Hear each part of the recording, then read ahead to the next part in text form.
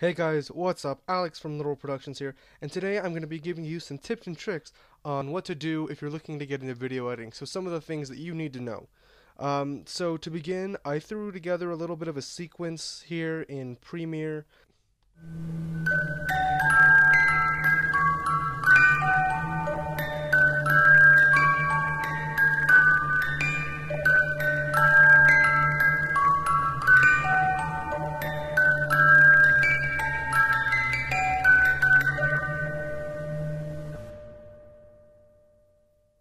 Okay guys, so as you can see, that's a little something I threw together there.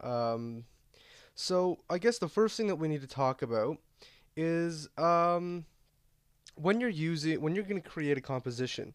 Um, Whether you went out and filmed it yourself or you're getting clips from people, etc. The first thing you want to know is you want to know what kind of mood you're trying to, or what kind of feeling you want to emulate from what it is that you're doing.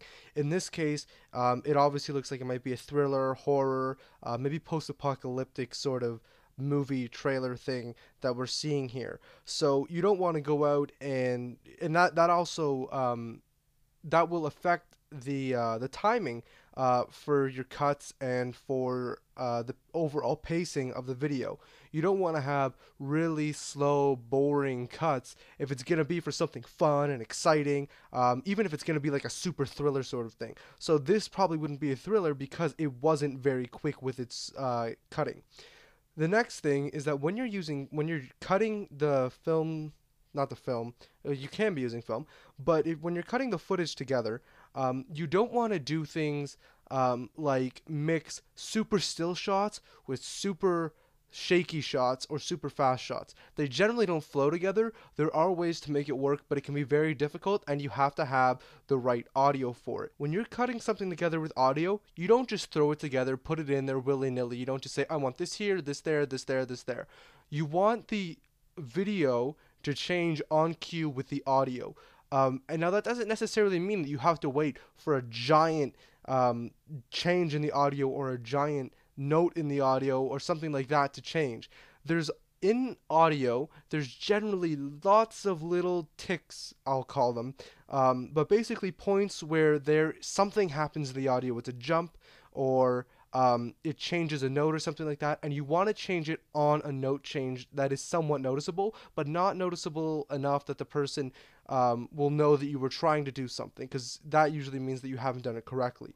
So as you can if you take a look on here, what I've done with this is at the very beginning, it is not faded in. Sorry, its opacity is reduced to 0, which gives me a nice slow fade in.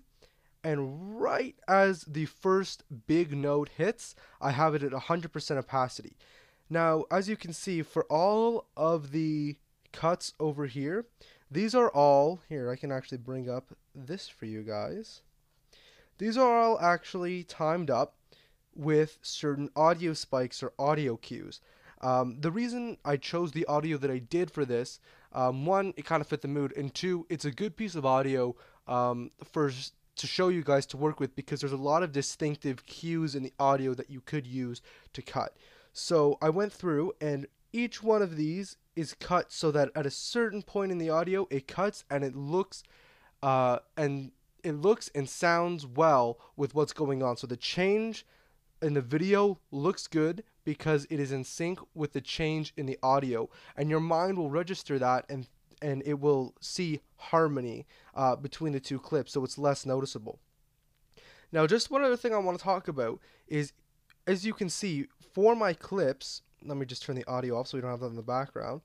For my clips, there isn't too much of a vary between exposures.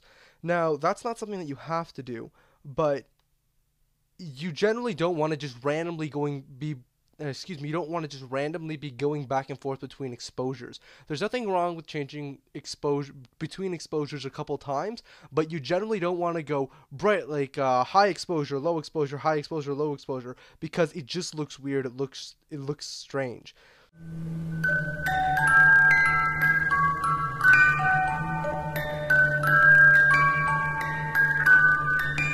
Thanks for watching. My name is Alex. I'm from Lit3ralTips Productions, and thanks.